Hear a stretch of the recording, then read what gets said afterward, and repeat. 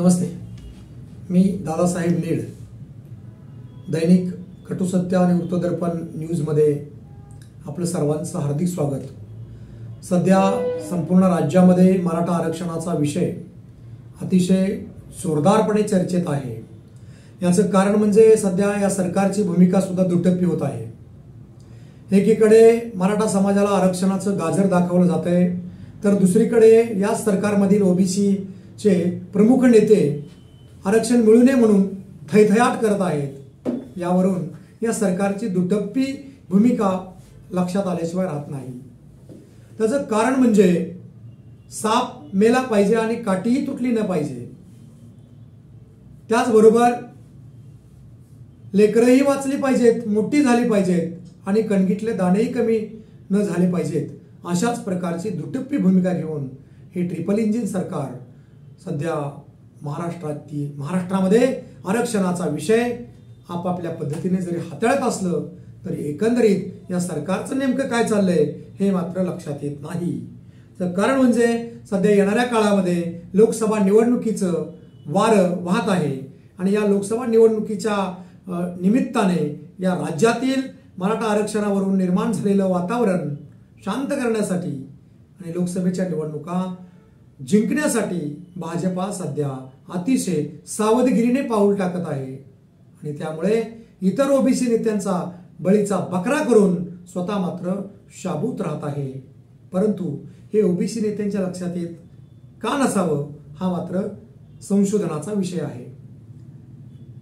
एक अतिशय गेल्या 2 महिन्यापासून 2-3 महिन्यापासून नव्हे तर गेल्या 17-18 वर्षापासून मराठा आरक्षणासाठी किंवा इतर आंदोलन करून एक चेहरा, सर्वसामान्य कुटुंबातला एक चेहरा मनोज जरांगे पाटील यांच्या रूपाने मराठा योद्धा म्हणून सध्या यशस्वी अशा प्रकारचं तो आरक्षणाची भूमिका लढत असताना त्याच्या मनोज जरांगे पाटील यांच्याविषयी सध्या ओबीसी नेते किंवा इतरांच्या पोटात पोटसूळ उठण्याचं कारण काय? कारण मनोज जरांगे पाटील हे घरावर तुळशीपत्र ठेवून फक्त समाजासाठी एवढं मोठं लढा लढत आहेत. विशेष म्हणजे ते आजपर्यंत त्यांनी कोणाचा 1 रुपया सुद्धा खाल्लेला नाही हे सिद्ध केलेलं आहे. आणि त्यामुळे ज्यांनी भ्रष्टाचार केलाय, ज्यांनी या देशाचं राज्याचं खाऊन जे मोठे झालेले आहेत अशा नेत्यांना त्या मनोज जरांगे पाटील यांच्याविषयी बोलण्याचा काडीचा सुद्धा अधिकार नाही.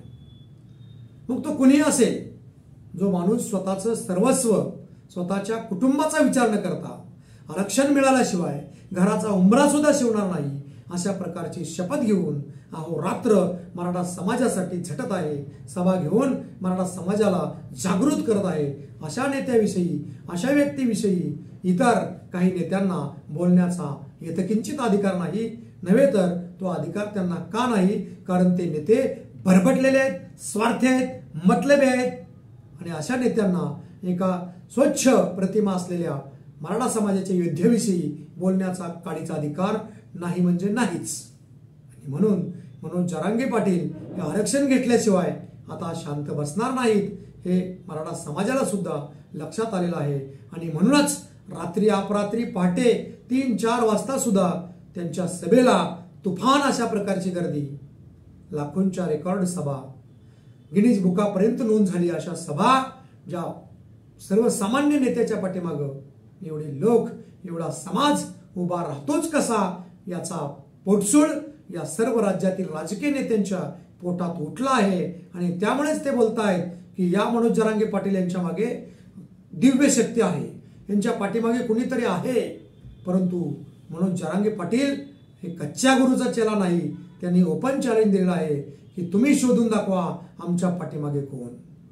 फक्त मराठा समाजाची शक्ती आणि मराठा समाज हाच मनोज जरांगे पाटील यांच्या पाठीमागे असून दुसरा कुठलाही गॉडफादर किंवा दुसरा कोणताही राज्यातला नेता त्यांच्या पाठीमागे उभा नसून प्रत्येकाच्या पोटात उलट दुखत आहे की एक सर्वसामान्य माणूस एवढ्या मोठ्या सभा घेऊच कसा शकतो.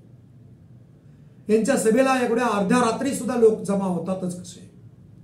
आम्हाला पैसे देऊन, गाड्या पाठवून, पार्ट्या खाऊ घालून, दारू पाजून आमच्याकडे लोक जमा होत नसतील आणि मनोज जरांगे पाटील या सर्वसामान्य योद्ध्याच्या सभेला लेकरं, बाळ आणि बाया बापड्या सुद्धा भगिनी सुद्धा मोठ्या संख्येने रात्री सुद्धा उपस्थित राहत असतील तर मनोज जरांगे हे वादळ ही जादू नेमके आलीच कुठून अशा प्रकारचा प्रश्न या लोकांच्या मनाला सातत्याने भिडत आहे आणि त्यामुळेच मनोज जरांगे पाटील यांच्या या आंदोलनाचं यश कमी करण्यासाठी किंवा आंदोलकाचा चेहरा दडपण्यासाठी काही लोक त्यांच्यावर गरज नसताना टीका करत आहेत. परंतु या टीकाकारांना मला एकाच शब्दात सांगायचं आहे, टीका करत असताना आपण किती लायकीचे आहोत, आपण किती स्वच्छ धुतल्या तांदळासारखे आहोत याचा विचार करावा आणि मगच मनोज जरांगे पाटील यांचं नाव घ्यावं.